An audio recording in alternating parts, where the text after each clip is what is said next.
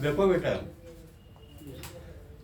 जब आपके सामने एक समस्या आती है, process under criminal procedure code और सिविल प्रोसीजर कोड, तो सबसे पहले जो जरूरी चीज है वो ये जानना जरूरी है कि क्रिमिनल प्रोसेस में हम कोर्ट तक अपनी बात कैसे ले जाते हैं और सिविल प्रोसीजर में हम कोर्ट में संज्ञान कैसे कराते हैं। संज्ञान means cognizance before any civil court और cognizance before any criminal court. पहले आइए क्रिमिनल प्रोसीजर में। तो क्रिमिनल प्रोसीजर में दो ही तरीके हैं, यानी बेटा अदालत के सामने आप जानते हो कॉग्निजेंस के बारे में सेक्शन नंबर 190 है। 190 कहता है cognizance which is taken by the magistrate, मजिस्ट्रेटों के द्वारा लिया जाने वाला कॉग्निजेंस। अब उसमें क्या होगा, मजिस्ट्रेट कॉग्निजेंस 190 में ये मजिस्ट्रेट जो है 190 में जो कॉग्निजेंस लेगा वो दो ही तरीके से लेगा, अपॉन कंप्लेंट और अपॉन पुलिस रिपोर्ट। या तो वो परिवाद के ऊपर कॉग्निजेंस लेगा या वो फिर पुलिस रिपोर्ट पे कॉग्निजेंस लेगा और उसी में वो अपनी निजी जानकारी के आधार पर कॉग्निजेंस लेगा। मेनली दो हैं, 190 के 1 के ए में अपॉन कंप्लेंट। अब कंप्लेंट में क्या होता है बेटा, वो हम चर्चा करेंगे। सबसे पहले जान जाओ FIR और NCR। तो FIR CRPC 1973 के सेक्शन नंबर 154 में दर्ज होती है, धारा 154। और अगर FIR दर्ज है तो इसका मतलब है कि वो केस कैसा है, वो ऑफेंस कॉग्निजेबल। कॉग्निजेबल ऑफेंस है या नहीं, जानकारी कैसे होगी बेटा, शेड्यूल 1 में से होगी कि ये धारा कॉग्निजेबल है या नॉन कॉग्निजेबल। तो 154 में FIR होगी। उसकी विवेचना करने के लिए फिर थानाध्यक्ष को किसी के ना अनुमति की जरूरत है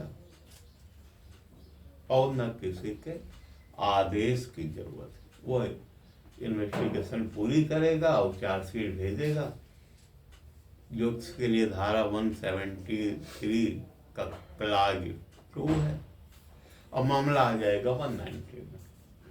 190 के 1 के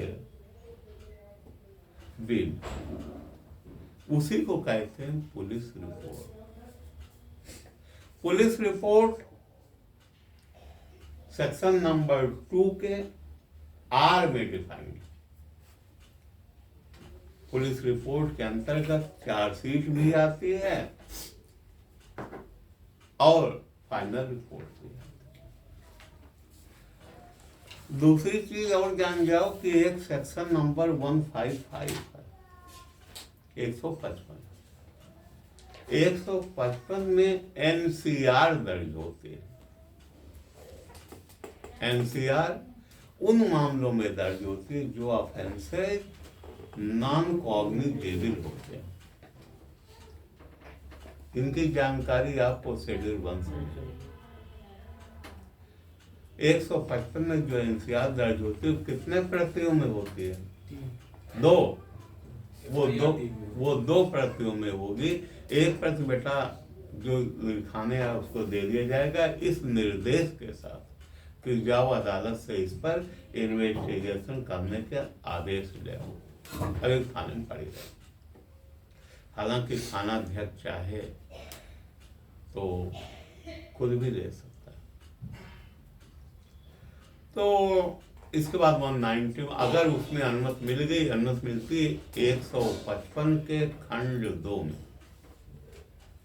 और तब तफ्तीश होगी। सब कुछ वैसा ही होगा जैसे FIR दर्ज होने के बाद होता है, बस एक अंतर है उसमें अरेस्ट नहीं होती,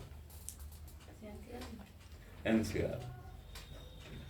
और उसमें भी बेटा आरोप पत्र ही जाएगा, और उसमें भी जो कॉग्निजेंस कोर्ट लेगी यानी मजिस्ट्रेट साहब लेंगे वो 190 के खंड 1 के बी क्लाज में लेंगे। ये हो गया थ्रू पुलिस रिपोर्ट। कंप्लेंट वाला कहाँ है?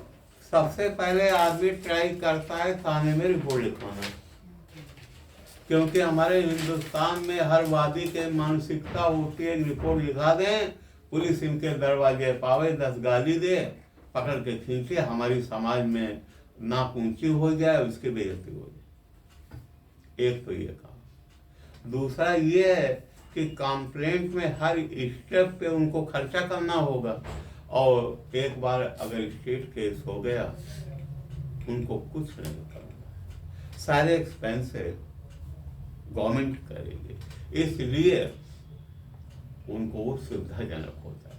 तो सबसे पहले जाएंगे थाने, 154 के 1 में रिपोर्ट लिखाना, नहीं लिखी गई 154 के खंड 3 में वो SP को रजिस्ट्री भेजेंगे, ये भी दिखाते हुए साहब फला तारीख गए थे, दरोगा जी ने भगा दिया, हमारी रिपोर्ट नहीं लिखी। वहां भी नहीं लिखी गई, अब वो संबंधित न्यायालय जाएंगे मजिस्ट्रेट साहब के, जिसके जुरिस्डिक्शन में वो थाना आता है, और धारा 156 के खंड 3 में एप्लीकेशन डालेंगे 156 सब क्लास 3 में कि सर ऐसा हुआ, थाने गए वो नहीं लिखे, कप्तान साहब के गए वो नहीं लिखे, हुजूर आप ही का सहारा है, अब आप ही लिख लीजिए। वो आदेश कर देंगे please investigate the matter and report. अगर 156 की तरफ से इन्वेस्टिगेशन होता है तब भी, अगर 155 के खंड 2 के आदेश से इन्वेस्टिगेशन होता है तब भी, अगर 154 के खंड 1 से इन्वेस्टिगेशन अपने आप हो जाता है शुरू और चार्जशीट आती तब भी, ये तीनों चार्जशीट के रूप में ही पुलिस रिपोर्ट जाएगी, और 190 के खंड 1 के क्लास 2 में ही कॉग्निजेंस होगा। ये तरीका मालूम हो गया बेटा। अब कंप्लेंट पे आओ। सर 190 के अगर C में करते हैं तो अब ये चीजें जो हैं ये स्टेट केस की, तीनों जगह आप फेल हो गए, ना आपकी लिखी गई थाने में रिपोर्ट, ना पुलिस अधीक्षक महोदय ने रिपोर्ट लिखवाई, और ना ही 156 में मजिस्ट्रेट साहब ने रिपोर्ट लिखवाई। एक विकल्प और है, वो है कंप्लेंट। अब आप कंप्लेंट कहाँ डिफाइंड है रौनक? 2D सेक्शन 2 के D में, और ये भी लिखा हुआ है कि वो आदमी चाहे तो सीधे अदालत खड़े हो जाए और जबानी बोल दे, मजिस्ट्रेट साहब जो बोलेगा वो लिखेंगे और उस पर आगे कार्रवाई करें, और चाहे तो अपनी जो परिवाद है उसे वो एक एप्लीकेशन पूरा लिख के परिवाद पत्र लेके जाएगा। ये जान जाओ आप कि 100% पूरे मामले में लिखित रूप में ही परिवाद आती है, बजरीय अधिवक्ता आती है, वहाँ वो भी जाएगा।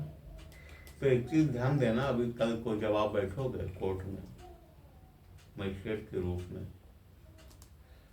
या एज ए प्रोसिक्यूटर अगर वहाँ अपियर करोगे, कंप्लेंट में प्रोसिक्यूटर का कोई मतलब नहीं है, वो व्यक्तिगत केस। या कल को इन केस आप कुछ दिन वकालत भी करेंगे तो ये प्रैक्टिकल चीज आपको जानना जरूरी है। मजिस्ट्रेट साहब उसको देखेंगे, जो लिखित तहरीर ली गई है उसको उल्टा कर देंगे और ऊपर से लिखना शुरू होंगे, नाम जो वादी गया है ना उसका नाम, पिता का नाम, निवास स्थान, और फिर उससे पूछेंगे हाँ भैया बताओ क्या हुआ, वो बताएगा पूरी बात। जो भी उसको गवाही देनी है देगा। मजिस्ट्रेट वो जो स्टेटमेंट है या वो जो उस समय का जो रिलेशन है बिटवीन कोर्ट एंड कंप्लेनेंट, कोई उसमें हस्तक्षेप नहीं करेगा। प्रोसिक्यूटर से तो कोई मतलब ही नहीं, स्टेट मामला नहीं है। उनके जो वकील होंगे वो भी कोई उसमें डिस्टर्ब नहीं करेंगे। और सेक्शन नंबर 200 इससे रिलेटेड है। 200 में एक चीज और लिखा है, एनी विटनेस इफ एनी, लिखा है या नहीं लिखा है सेक्शन 200 में, लेकिन प्रैक्टिकली ये कहीं नहीं होता है, सिर्फ कंप्लेंट के बयान हो जाते हैं और इसके बाद 202 के बयान के लिए कोई अग्रिम तारीख लग जाती है। अब 202 में जो उसके पास और गवाह होंगे उन्हें वो लाएगा, और दो उनके लाएगा, अगर कोई बेटा डॉक्यूमेंट्री एविडेंस होगा तो वो भी लाएगा। अब आप सोचते कि कंप्लेंट था डॉक्यूमेंट्री एविडेंस, हाँ है, क्यों नहीं। मान लिया उसको किसी ने मारा था और उसने अपना मेडिकल चेकअप कराया था और उनसे इंजरी रिपोर्ट बनवा ली थी, वो नहीं फेस करेगा, उसको फेस करेगा। तो वो प्रस्तुत यानी कोई डॉक्यूमेंट्री एविडेंस और अन्य कोई विटनेसेस वो आ जाएंगे, उनको फेस करेगा। जब ये हो जाएगा तो मेन सेक्शन आता है 203 CRPC से। अब इतना सब के बाद अगर मजिस्ट्रेट साहब सेटिस्फाई नहीं होते हैं कि मुकदमा चलाने लायक है तो क्या करेंगे, वो वहीं पे रिजेक्ट कर देंगे। इस रिजेक्शन ऑफ द कंप्लेंट के खिलाफ क्या रेमेडी है? क्या अपील होगी? नहीं, रिवीजन होगा, because that is not a final order, तो रिवीजन होगा। खैर वो बात है। अगर 203 में खारिज नहीं होता है तो 204 में अब उनको मुलजिम के रूप में तलब हो जाए। और इसके बाद फिर बेटा अगर वो वारंट केस है तो 244 में जाएगा, 245, 246 और 246 के बाद जरूरत पड़ी 247, नहीं तो 239 में जाएगा। ये क्या है? ये थ्रू कंप्लेंट है। तो क्रिमिनल में तो आप समझ गए कि अदालत तक आपका मामला कैसे आएगा, यानी कॉग्निजेंस कैसे लेगी कोर्ट। अब जरा सिविल मैटर में आएगा। सिविल मैटर में बेटा एक ही तरीका है, एक ही बस और नहीं, दूसरा नहीं। और वो तरीका है थ्रू प्लेंट। प्लेंट हिंदी में कहेंगे वाद पत्र। CPC 1908 की धारा नंबर 26 और CPC के ऑर्डर 4 इससे रिलेटेड कोई भी सिविल मामला जाएगा तो please don't forget section number 26 and order number 4। दोनों का लबो लबाब क्या है? What are the main intent of both the, चाहे धारा 26 हो उसमें भी यही कहा गया है और ऑर्डर 4 में प्रक्रिया दी गई है। बेटा प्लेंट की 2 कॉपी आप लेके जाएंगे, कोर्ट में दाखिल करेंगे। और दूसरी बात यह है कि वो जो कोर्ट क्लर्क होता है, सूट कलर, कोट कलर, कुछ भी कहिए उसे, वो रजिस्टर करेगा, सिविल वाद संख्या डालेगा उस पर, और उसमें आप 2 कॉपी तो देंगे ही।